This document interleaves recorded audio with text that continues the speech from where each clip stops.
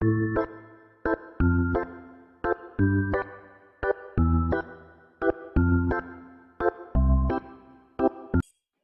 students.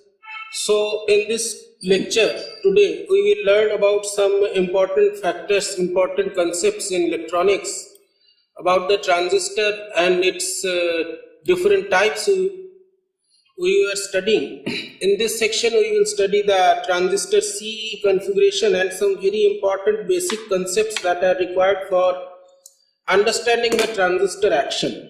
So let us start our lecture and try to see what are the important basic concepts. So the basic concept, basic circuit of a CE transistor is that it is known as common emitter, and as I told you, common means that the emitter N in this case is common to both input and output circuits. This is the PNP transistor and this is the NPN transistor. The emitter N is common to the input signal and the output signal. Now the input signal, which is the current or voltage that is applied between the base and the emitter, which is forward biased essentially for amplification, and the output is obtained across the collector and the emitter. So the emitter is common to input and output terminals. Now since the emitter is a common terminal, you have to remember this, and this will help you in identifying the circuit that whichever terminal is common, that is grounded.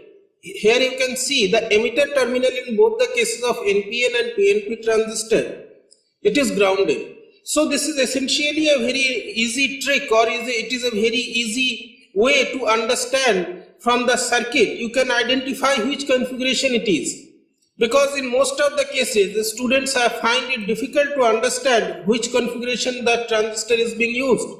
So whichever terminal is grounded, that is the common terminal. If the base is grounded, then it is the base is the common to input and output, and it is the common base. Here the emitter is grounded and it is common to input and output, so it is grounded. This is a very important way by which you can identify from the circuit which configuration is this. Now in the CE configuration, the important parameter is the gain, current gain, and again it is the ratio of the output to the input current. Now since the output is taken across the collector, so it is the collector current that is in the numerator and input current is the base current, so it is in the denominator. So this ratio is called beta, the current gain, output current to input current. Input is provided to the base. You can see in this diagram the input current is provided to the base and the collector current is obtained in the output circuit. So this beta is a very important parameter and it is specified by the manufacturer of that transistor, and in many situations you have to find this beta. I will tell you how to find beta from the characteristic curve. This beta is a very important parameter and it tells you about the quality of the transistor. So in this beta, it is called the forward transfer ratio, DC value, since it is written in capital letter. So it is the forward transfer ratio, and F stands for forward, and E stands for emitter, because it is common emitter. And this beta can have values up to 500. Generally for practical purposes we use transistors with beta value about 250 to 300, but it can go to 500 also. If you have AC operation, if you are applying an AC input signal, then this definition of beta remains the same. The only thing is that you have to write the change in collector current with a change in base current, because AC is varying with time. It is varying in polarity and magnitude with time, and whenever you are using AC, you have to write small letters. So remember this, small letters or small subscripts means AC and capital subscripts means DC. Small subscript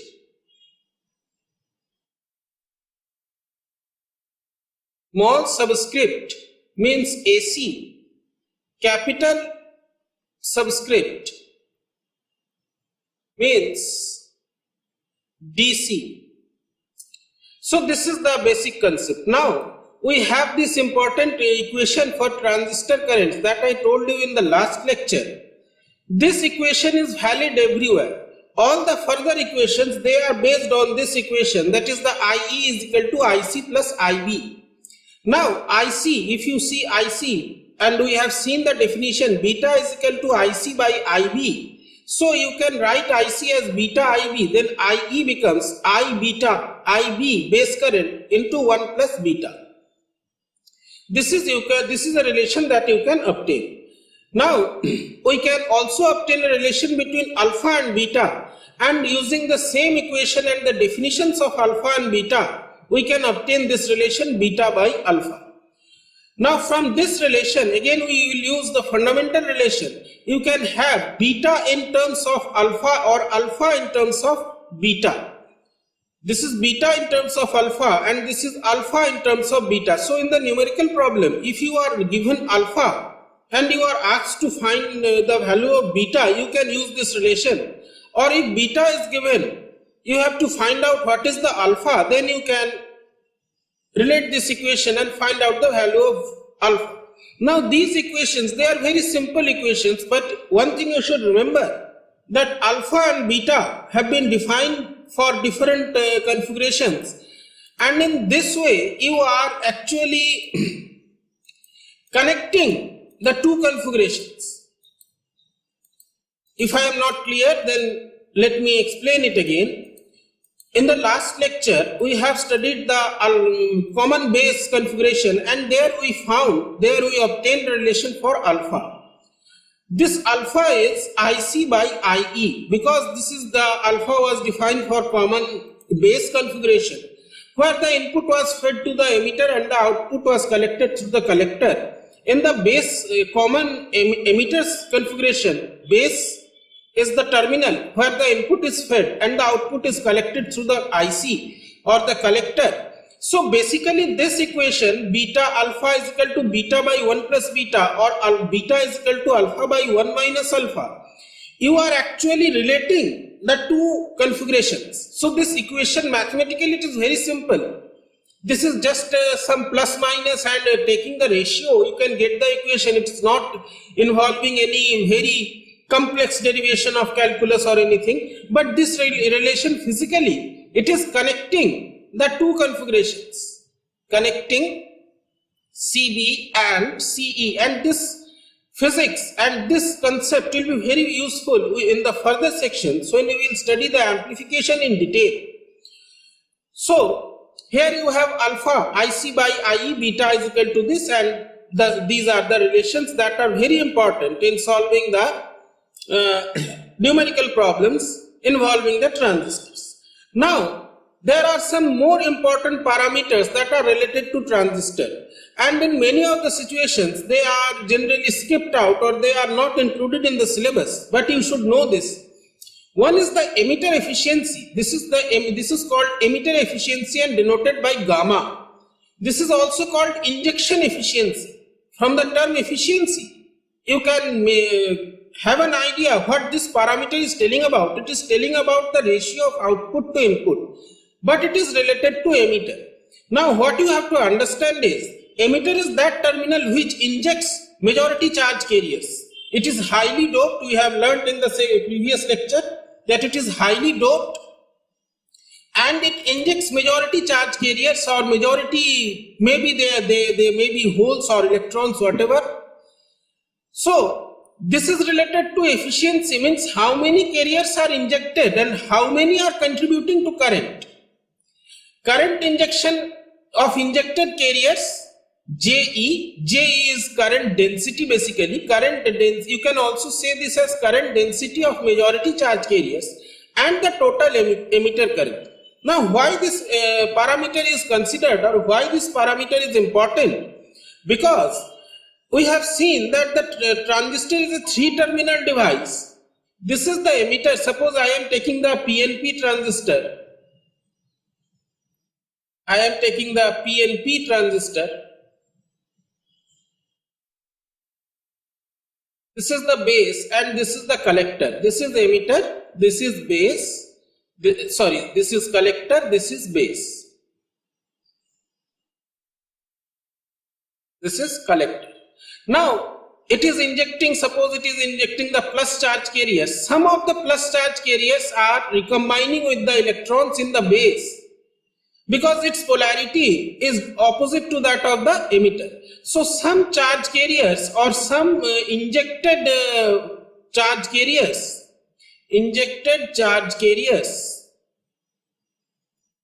from the emitter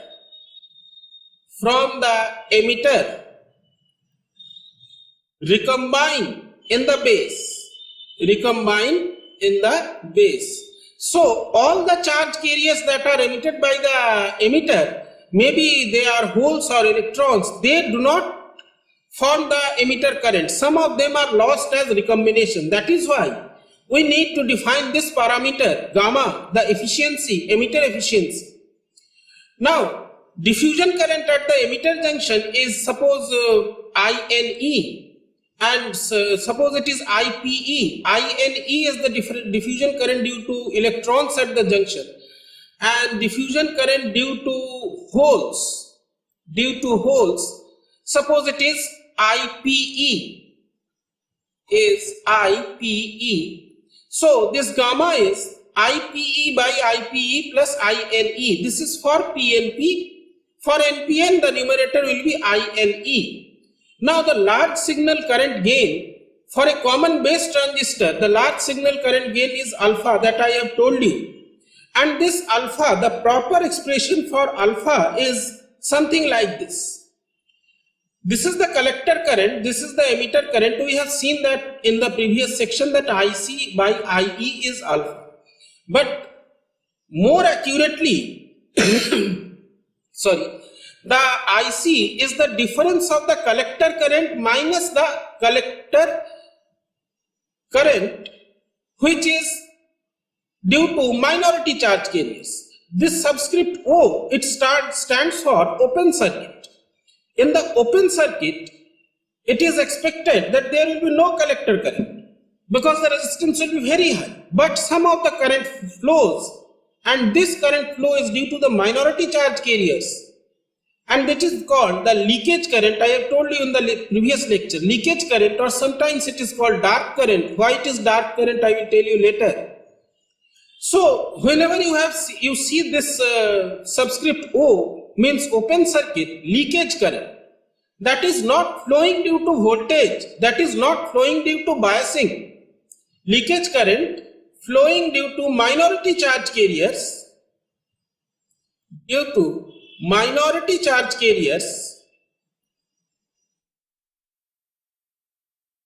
by thermal energy.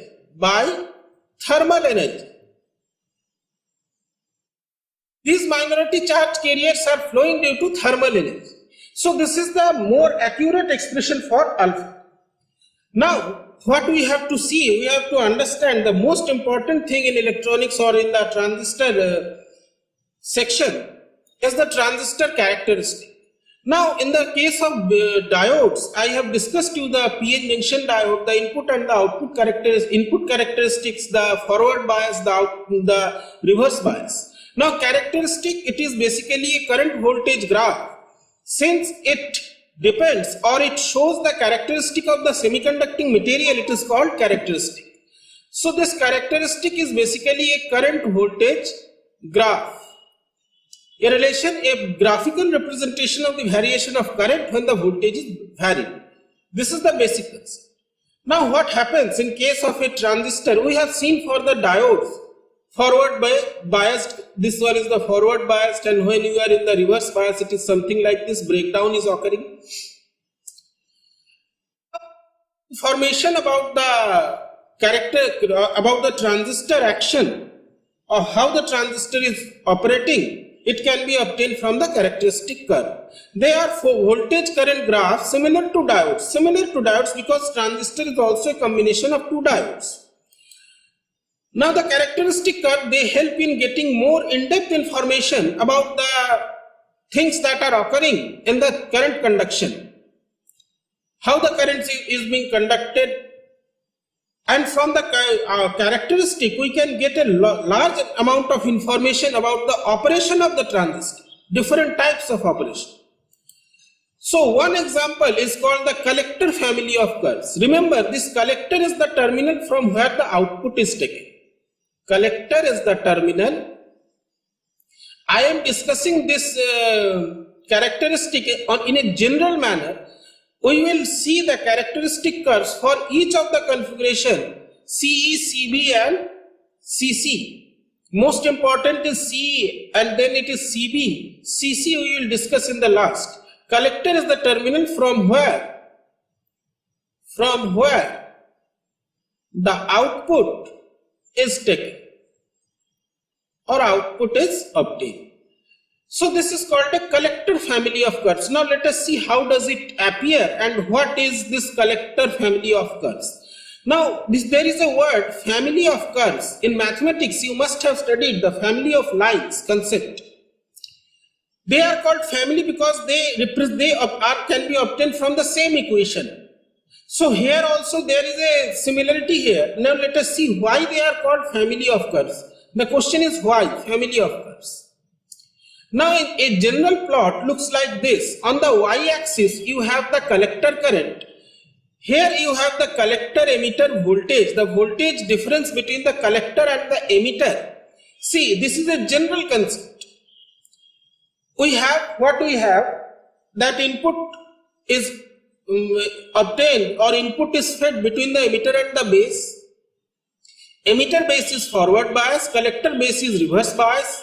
Emitter is in the input, collector is in the output. So we have the terminals collector and emitter. In between we have applied some voltage. Suppose it is VCE. And since there is a third terminal, base, and that is also injecting the base current, we have considered it is a constant. For each value of base current, I have told you the significance of base current in the previous lecture. You will understand it better in this way, in this lecture. For each value of base current, we see the variation of collector current with the voltage that is occurring between collector and emitter. The thing is that emitter is emitting charge carriers, collector is collecting the charge carriers. This is causing the flow of current. Now, how the current flow at the collector at the output end is changing with the voltage at the input end for each value of base current which is held constant. So here you can see the base current has been varied from 0, it is in the microampere range, 0 to 120 microampere. This is called a family of curves. As for several voltages, you can see there are several base currents. For several voltage current graphs, they represent the same transistor. Now here you can see that this one is a voltage current graph, this one is a voltage current, this one is a voltage current. They are representing the same transistor. Maybe it is NPN or PNP, whatever. This is the basic circuit for an NPN transistor. And let us learn the methodology by which we can obtain this graph. So this is the circuit that can be used to measure the data points for the collector family of curves. Now you can see in the diagram that there are 3 meters. Here is a ammeter, here is a ammeter, here is a voltmeter. This voltmeter is measuring the voltage between collector and emitter. This is VCE. This is the ammeter that is measuring the collector current in amperes. This is the ammeter that is measuring the base current in amperes or microamperes, whatever the unit may be. Now you have to draw the graph. How to draw the graph? Now to develop a graph or to draw a graph of 3 values, one has to be held constant and other 2 will be varying. So this base current IB is kept constant and these 2 values are varied, and what you obtain is a graph like this. Let me paste this graph here also so that you can understand it better. So this is the graph that you are that you will be obtaining. Now, when you have fixed the value of base current, this is base current, you fixed it to 1. You use this circuit, you fix the base current to 0 microampere, no current is flowing, and you are then changing this VCE and recording IC. And you have obtained this one. I am naming this graph as graph number 1. So this graph number 1 is obtained. Now what you do, you change this value from this potential, this voltage changer. This is used to change the current or change the voltage. It is some kind of a regulator, and you are increasing the base current to 20 microampere, and again measuring the value of fixing the value of base current to 20 microampere and changing this VCE and recording the IC. So you are obtaining this curve. Similar procedure is done for different other values of base current. This is how you obtain graph number 1, 2, 3, 4, 5, 6, 7, 8. Suppose you have obtained 8 graphs. They are representing the same transistor. So it is a family of curves. This is the procedure that is used for plotting this graph. For a collector family of graph, the constant value is the base current. If you are obtaining the collector family of graph, the constant quantity is the base current. It may be the emitter current or collector current in other configurations. Now the collector current, you are noting the collector current, changing the VCE and noting the collector current, and you obtain a series of plots like this. Now some important characteristics are shown by this graph. This graph is showing some important characteristics. Let us learn what are those characteristics. Important characteristics. Characteristics of the voltage of the collector family of curves. Let me write this. Collector family of curves. First thing you should remember, in collector family of curves, collector family of curves, a constant quantity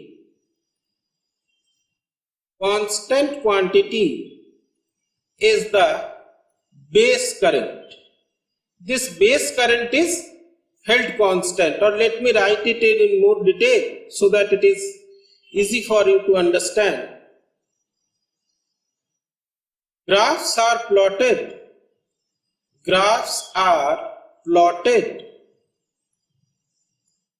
by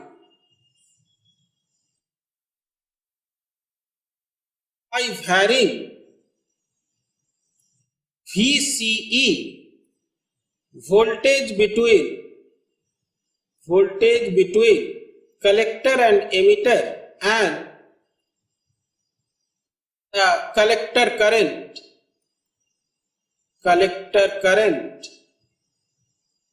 or different values of IB. Base current is constant. Now what are the important information that we obtain from this graph? Let us try to see this. Now you can, from the graph, let us see the graph. This is the graph. Now notice one thing, that over most of the graph, the collector emitter voltage has a little effect on the collector current. You can see this from this graph. See, this is the, suppose we are taking this 20 microampere case, IB is 20 microampere. You are varying the collector emitter voltage VCE from 2 to 4 volts, and the current is almost same. In the beginning it is rising here, and after that when you are varying the VCE, it is it has a very less effect on the collector current. This is one important aspect, one interesting aspect. So the first thing is that the voltage between collector and emitter has a very small effect, on IC. You can see it in the graph. This is almost constant. This is one important effect. You can see for any values of base current 20 or 40 or 60 microampere, the situation is same. Now let us do some calculation that you are changing the voltage VCE, you are starting from 0 and going up to 8 volts. Now there is a very important, very interesting thing occurring here. Suppose we skip this 0 value and we start from 2 to 18. So the voltage is increasing from 2 to 18. Means the voltage at this point and the voltage of this point, if this is 2, if this is 1, this second value is 9 times the voltage at the point 1. It is 18 and in the beginning it is 2. Now the collector current from 2 to 18 volts, it increases. If you see this graph, it is approximately 0.5 milliampere increase in collector current. So this is very strange. If in the graph the VCE, what I am trying to say is that the VCE is changing from 2 volt to 18 volt. 9 times the voltage is increasing. The collector current, the graph is not up to the scale, but from measurement you can take, when you will do the experiment you will see the collector current increases only 0.5 milliampere. 0.5 milliampere. Now if we consider the Ohm's law, V is equal to IR. Suppose R is same and if this is, so I will be V by R. Now again the voltage increases 9 times. This is suppose I1, this is I1 and I2, R is same. I2 is 9V by R. So this I2 is 9 times I1 if we consider Ohm's law.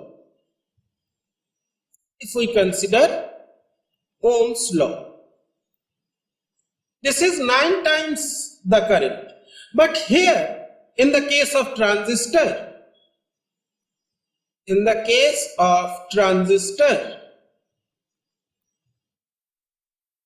the current, or you can say the collector current or the output current, collector current increases only by 0.5 milliampere for a 9-fold increase in current. 9-fold increase in current. Why this is so?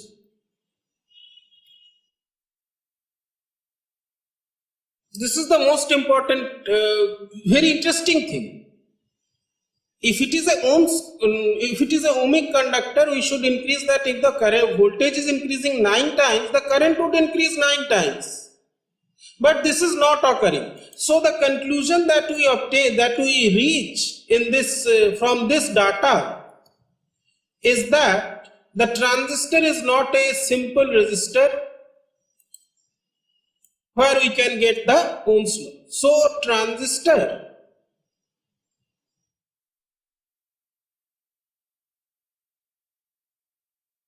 So transistor is different from a simple resistor. So transistor is different from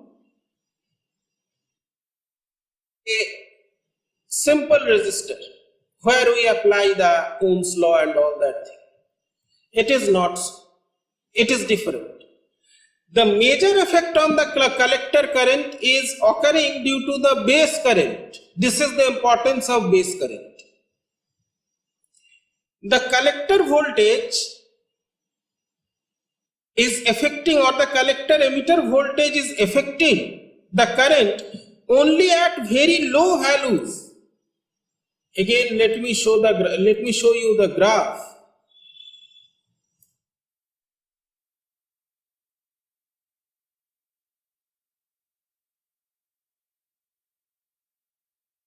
Let me show you the graph.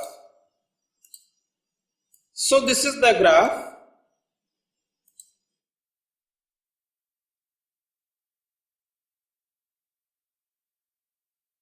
There is some misprint. Okay. So this is the graph. The voltage between the collector and emitter, it is affecting the collector current at these values. Here you can see the current is increasing at very low voltages. So the collector emitter voltage, or the voltage difference between the collector and the emitter, it is affecting the current at very low values. VCE is affecting IC at low values.